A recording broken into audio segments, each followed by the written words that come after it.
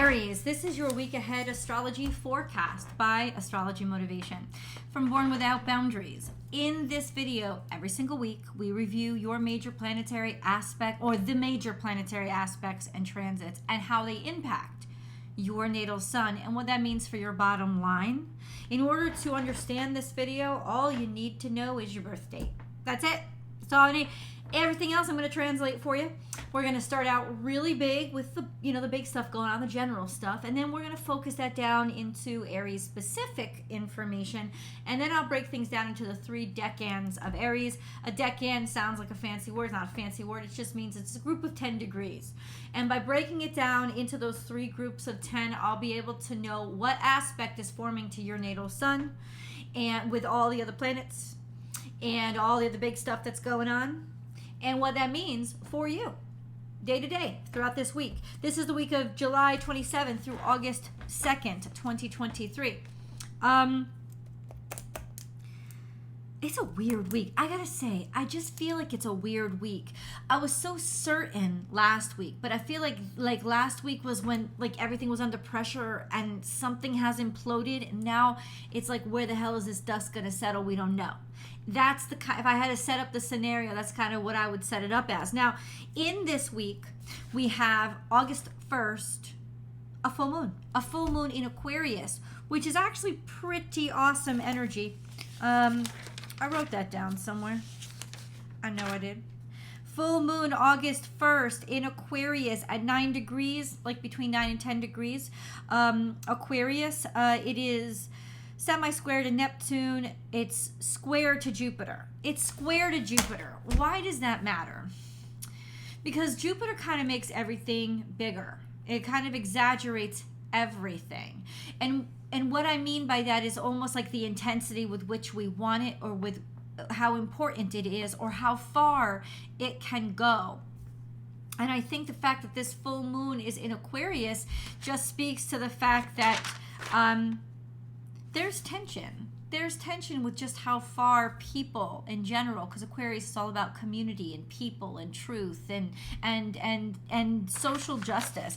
Not to say like social justice warriors, but social justice. Because I'm not trying to be political. I'm just trying to say this is what it's about. And this is full moon square Jupiter. Immediately that makes me think, well, what are we fed up with? What are we done with? What are we sick of but we can't get rid of? It's that kind of energy.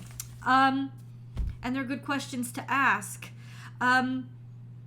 We also have this week Mercury transiting from Leo into Virgo. Now that's good because, yay, Mercury's back home. Mercury's very practical and pragmatic. It's all about getting things done and compartmentalizing, organizing things, scheduling things, figuring the logistics out. That's what Mercury does. It's also very, I don't know what the word is. It needs to know. Mercury in Virgo is very much, I gotta see it to believe it. Which is very contradictory to Saturn in Pisces, which is, I'm gonna make something out of the unseen. And the fact that these two are now in opposition to each other starting, I think, at the 29th of this week, this is tense. Now, I would rather have Mercury opposite Saturn than Mars opposite Saturn. And the good news is Mars isn't opposite Saturn anymore. By the 29th, Mars and Saturn have moved too far away from each other for there to be a real opposition. Mars opposite Saturn is very contentious, very frustrating, agitated, could be angry energy. Especially with Saturn in the semi-square to Chiron, hopelessness, anxiety and depression. Like I'm never going to get anywhere. I'm never going to get anywhere. That kind of feeling. But when Mercury goes in, it's like, well, why can't I get anywhere? What's in the way? We got to organize this shit. Like, what? Let's label it. Why aren't there systems for this? Mercury is going to give us much more of a chance to deal with these contentious questions that come up when something's opposing Saturn. Could also be about subjects surrounding suppression of free speech. Just letting you know. Just letting you know. All week long, Venus is square to Uranus. And between, I think it's the 27th and the 29th, Mercury is conjunct to Venus. And so they're both, this conjunction is square to Uranus. What does that make me feel like? I've been telling all y'all this. It makes me feel like a Midsummer Night's Dream. It makes me feel like we're being taken into a place of ridiculousness, to turn everything upside down, to make us realize how our old ideas of things were actually the ridiculousness. And so it's flipping everything upside down in order to turn everything correct. In a very mischievous way. I don't think this is bad energy. I think it's mischievous. Playful, but also it's going to be irritating. It's going to be frustrating. It's going to be uncomfortable, but at the same time playful. Venus conjunct Mercury is an awesome energy of grace and aptitude with speech, being able to express love, but also express it with words that are poetic in a way, that represent your feelings instead of just, blatant, literal, by the dictionary. Not when it's conjunct Venus. It's way more subjective, suggestive, flowery, and flirtatious than that. I love that energy, especially square to Uranus. Breaking it down for you, it could very well mean there's going to be a lot of flirtations online. Going to be a lot of stuff going on in the DMs and social media that maybe should not be going on, or extramarital things that are going on. Because, Mercury, anything square Uranus is wants to test the boundaries. It doesn't want to be defined by the norm, by the status quo. And it's going to be kind of like agitated under the skin with anything that has to do with the norm or the regular. And when it concerns Venus, it's these love affairs. And when it concerns Mercury, it's these communications. And so Venus conjunct Mercury square Uranus is very much like saying the wrong things to the right people, or the right people aren't getting told those messages because the messages you're curious to see, what if I told it to somebody else? It's very much a Midsummer Night's Dream. Because there's a lot of energy that needs to be released around what we think we should be attracted to, what we think we should say, what we think we should feel, versus just wanting to get out and try something different, because it might actually fit who we're becoming a lot better. The nodes just shifted. Our focus overall is now shifting to partnership versus singularity. And they're really not opposed to each other. They're the same path. So they're connected. And that's what the nodes actually beg us to see. Not the duality, but how they're connected, how they rely on each other, and what is this in between them. It's too easy to ignore the path in between. But what is that happy balance between being an independent individual and being able to actually be in a healthy, productive partnership? A lot of this has gotten way out of hand. And so for the next 18 months, we're going to be put into conflict after conflict that puts that into our face. What into our face? How we need to recalibrate. The way that we live, individual versus partnership. A lot of times now, even in partnerships, you don't have people who are really in partnership with each other. You just have two individuals living together like they're freaking roommates. But the partnership isn't really formed. The South Node is kind of where we've slacked off, where we've gotten a little too cozy, comfortable. We think, oh, I got this. Do you? You really do? You think so? And then North Node puts in our faces all the conflicts we're going to run into with no. Where you slack off, you make the opposite more challenging. So it's really about recalibrating all those energies. Now, we do have some helpful stuff. We have Mars trine Jupiter, which is really great energy. And with, I believe, Jupiter square the Sun, this is going to be energy that makes us want to take action, even if we don't know the outcome, which is going to conflict once Mercury goes into Virgo. It's gonna want to know. No, but it's gonna, what it's gonna really be made to do? It's gonna be made to figure out new systems and figure out new schedules and come up with something new, which really challenges Virgo energy, because Virgo energy, all Earth energy, is about using what you already have. It's not about creating something new.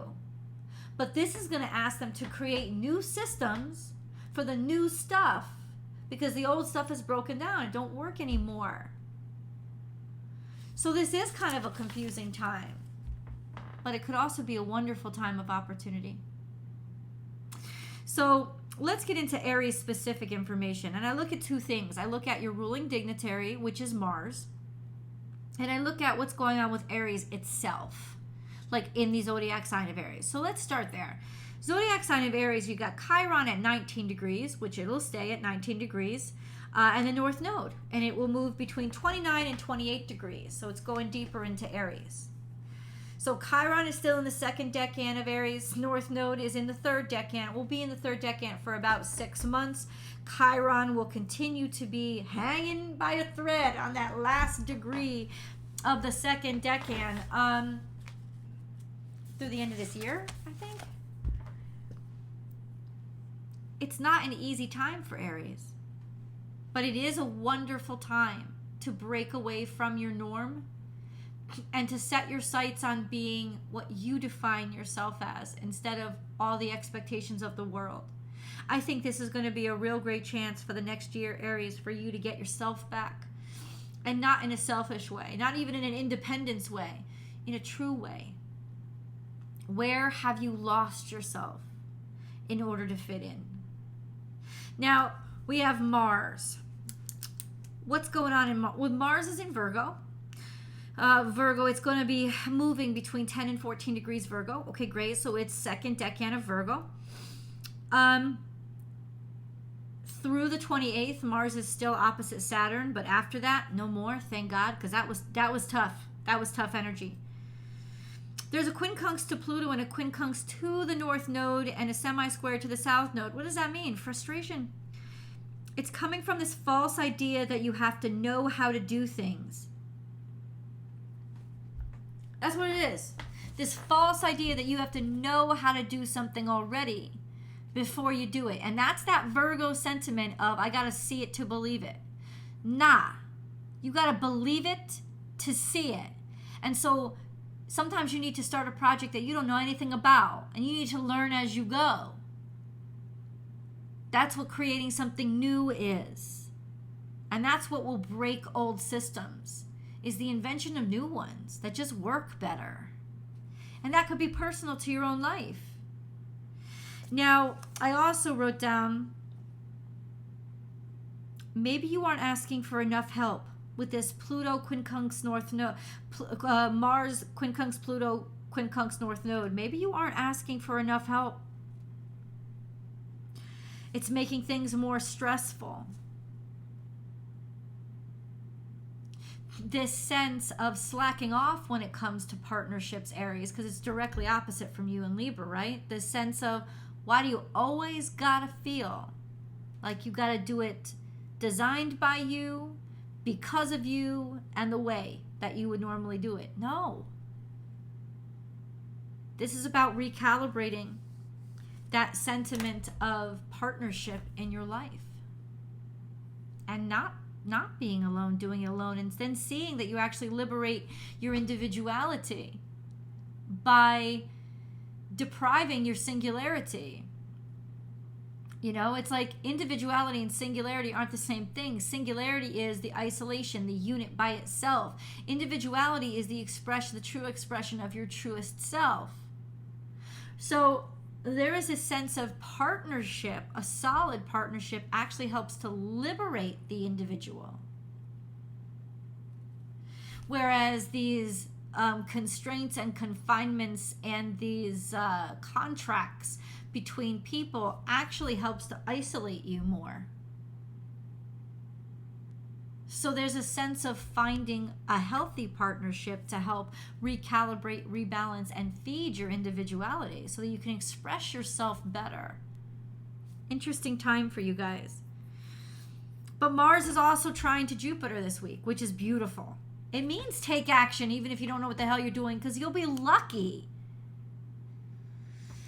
And then after the 28th, by the 29th, 30th, oh, there's such liberation because there's no more tension between Mars and Saturn. That's a weight lifted. In terms of general energy, we also have the sun getting out of its opposition to Pluto too. So that's going to make things feel like, we don't have an elephant sitting on our chest. Like we aren't being constantly compressed because the pressure's so intense. No, that'll relieve that tension a little bit. A lot. So let's get into the decans of Aries, shall we? If you know that your natal sun is between 0 and 9 degrees Aries, it's in the first decan of Aries. So you're Aries 1. This correlates to Aries birthdays that are at the end of March. So I would say, between like March 22nd and maybe April 1st. That would be the range for your birth dates, Aries 1. If you're at the cusps, you have some interesting stuff happening to you because you are sextile to Pluto and you are conjunct Neptune in retrograde.